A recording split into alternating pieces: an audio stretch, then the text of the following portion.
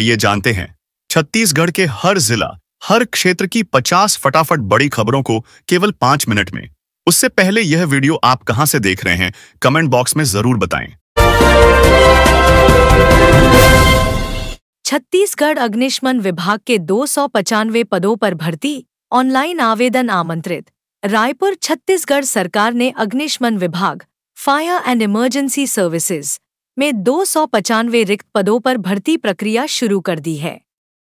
इच्छुक और योग्य उम्मीदवारों से ऑनलाइन आवेदन आमंत्रित किए गए हैं। यह भर्ती राज्य के युवाओं के लिए सरकारी नौकरी पाने का सुनहरा अवसर है। कुल पद 295, पदनाम फायरमैन, ड्राइवर, फायरमैन टेक्निकल आदि।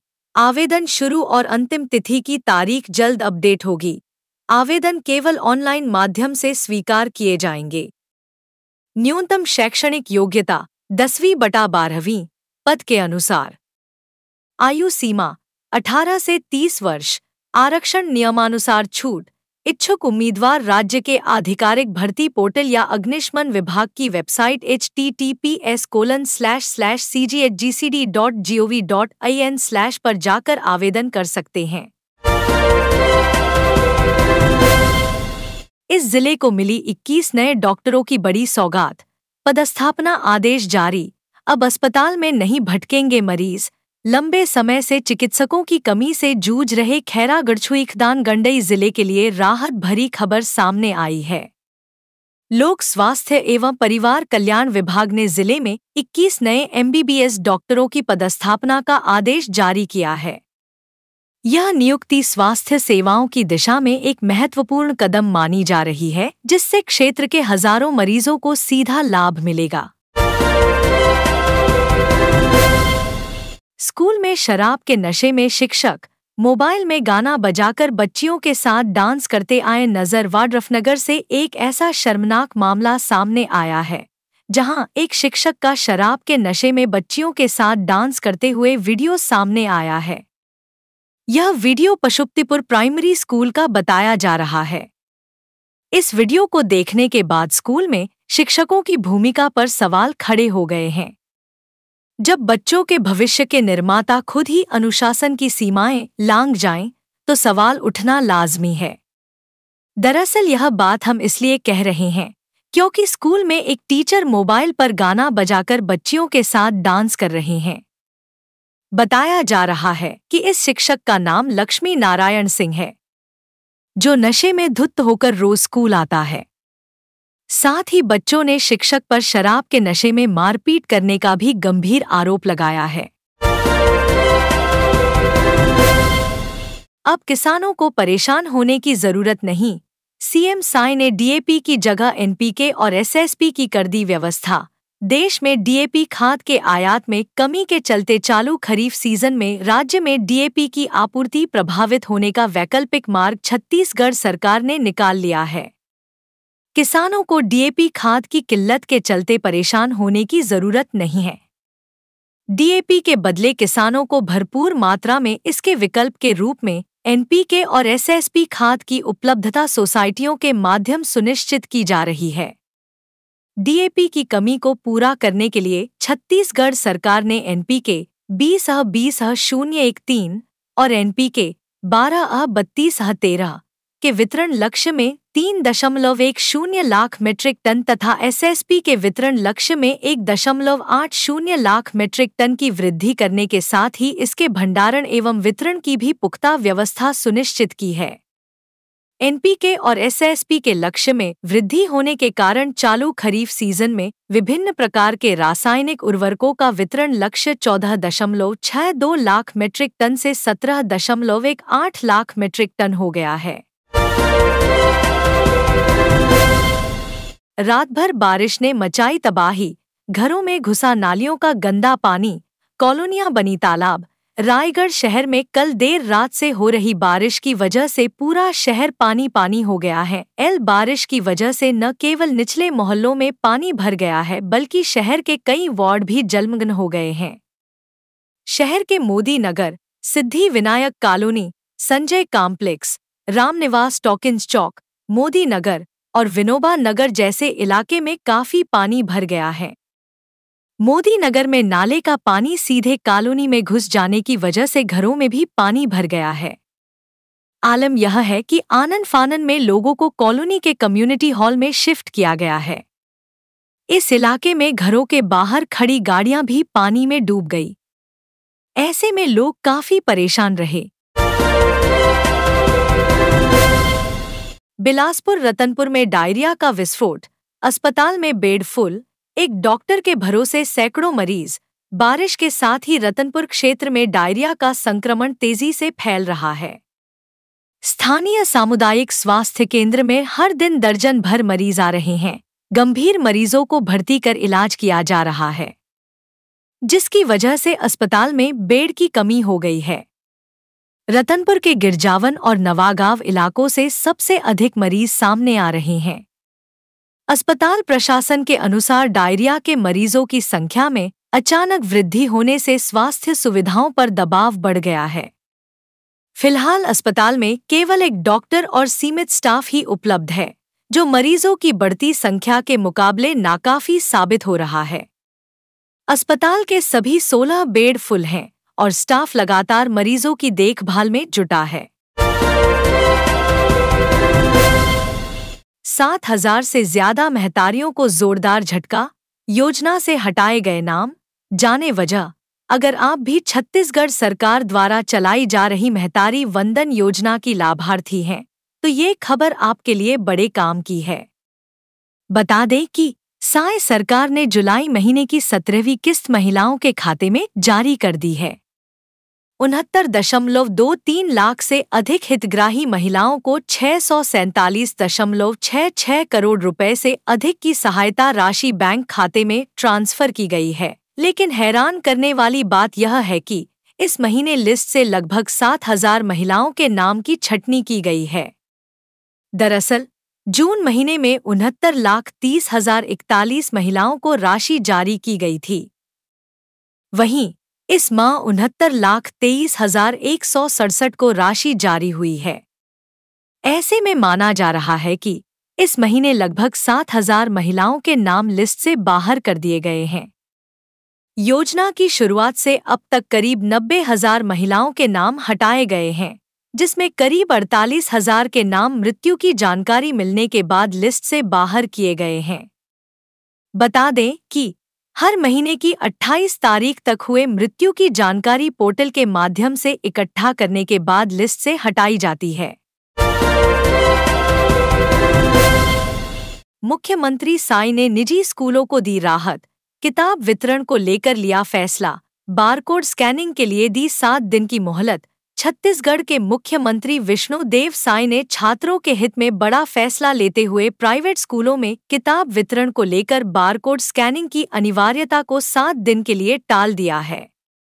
इस फैसले से राज्य के 5,000 से ज्यादा निजी स्कूलों को बड़ी राहत मिली है। मरवाही में जहरीली मछली खाने से एक की मौत, 25 साल की बेटी की मौत, परिवार के 4 सदस्य समेत पड़ोसी भी बीमार। छत्तीसगढ़ के गौरेला पेंड्रा मरवाही जिले के सेमरदर्री ग्राम में नदी से लाई गई मछली खाने से एक परिवार को फूड पॉइजनिंग हो गया। इस घटना में गुलाब सिंह की 25 वर्षीय बेटी जगेश्वरी की मौत हो गई।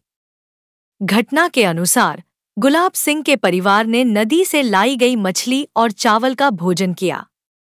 खाना खाने के बाद परिवार के सभी सदस्यों को उल्टी और दस्त की शिकायत होने लगी।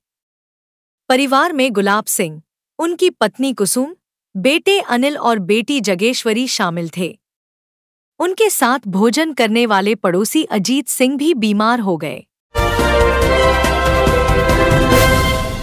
ऑनलाइन सट्टा मामले में फरार आरोपी गिरफ्तार। न्यूज पोर्टल के बहाने चला रहा था ऑनलाइन सट्टा, म्यूल खातों से करोड़ों के ट्रांजैक्शन, संपत्ति कुर्की की तैयारी। दुर्ग पुलिस ने फरार आरोपी गोविंद चौहान को गिरफ्तार कर लिया है। आरोपी ऑनलाइन गेमिंग ऐप और सट्टा का अवैध संचालन करता था। आरोप है कि उसने म्यूल खातों के जरिए करोड़ों रुपए का लेन देन किया। पुलिस अब उनके अवैध संपत्ति की कुर्की की तैयारी कर रही है। 26 सितंबर 2024 को धीरज महतो ने सुपेला थाना में शिकायत दर्ज कराई थी कि आरोपी गोविंद चौहान और रविकांत मिश्रा ने सरकारी योजनाओं से जुड़े पैसों के ट्रांजैक्शन के लिए बैंक खाते खोलने का लालच देकर धीरज महतो और मुकेश तांडी के नाम से IDFC बैंक में खाते खुलवाए। इन खातों से आरोपी मोबाइल नंबर लिंक कर ऑनलाइन सट्टा का संचालन कर रहे थे। इस मामले में पहले रविकांत मिश्रा को गिरफ्तार किया जा चुका है। अब दुर्ग पुलिस ने म्यूल खातों का इस्तेमाल कर धोखाधड़ी करने के आरोप में गोविंद चौहान को भी गिरफ्तार कर जेल भेज दिया है। साथ ही उसके अवैध कमाई से खरीदी गई कार भी जब्त कर ली गई है। बालोद में बाइक सवार को कार ने मारी टक्कर, मौत। धमतरीज गदलपुर नेशनल हाईवे पर हादसा, ओवरटेक के दौरान कार से हुई बाइक की टक्कर। बालोद के धमतरीज गदलपुर नेशनल हाईवे 30 पर गुरुवार शाम एक भीषण सड़क हादसे में बाइक सवार की मौके पर ही मौत हो गई। यह दुर्घटना बालोद जिले के पुरूर थाना क्षेत्र अंतर्गत ग्राम जगतरा के पास हुई, जहां एक तेज रफ्तार कार ने बाइक सवार को टक्कर मार दी। मृतक की पहचान 44 वर्षीय मनोज कुमार साहू, निवासी ग्राम सांगरीपारा, थाना कोंडागांव के रूप में हुई है। पुलिस से मिली जानकारी के अनुसार वह रायपुर से कोंडागांव लौट रहे थे। उसी दौरान धमतरी से एक कार में सवार होकर कुछ लोग हाईवे पर घूमने निकले थे और जगतरा के पास से वापस लौट रहे थे। मौके पर मौजूद लोगों के मुताबिक ओवरटेक करने की कोशिश में यह हादसा हुआ। टक्कर इतनी जबरदस्त थी कि मनोज साहू की मौके पर ही मौत हो गई। हादसे के बाद आसपास के लोग मौके पर पहुंचे और एम्बुलेंस को सूचना दी, लेकिन जब तक सहायता पहुंची तब तक काफी देर हो चुकी थी। कांकेर में तेंदुए का आतंक। इमलीपारा के बाद कोडेजुंगा में दिखा तेंदुआ, दहशत में लोग। शहर में इन दिनों तेंदुए की दस्तक से हड़कंप मचा हुआ है। कभी इमलीपारा तो अब कोडेजुंगा इलाके में तेंदुआ घूमता नजर आ रहा है। लगातार आबादी वाले इलाकों में उसकी मौजूदगी से लोगों में दहशत का माहौल है। जिले में तेंदुए की मौजूदगी ने लोगों की नींद उड़ा दी है। मंगलवार देर रात तेंदुआ कोडेजुंगा इलाके में नजर आया, जो शहर से सटा हुआ इलाका है। इससे पहले तेंदुआ इमलीपारा क्षेत्र में भी देखा गया था। कार सवार एक व्यक्ति ने तेंदुए का वीडियो भी बना लिया है, जो अब सोशल मीडिया पर वायरल हो रहा है। लगातार आबादी वाले इलाकों में तेंदुए की आमद से लोग डर के साए में जीने को मजबूर हैं।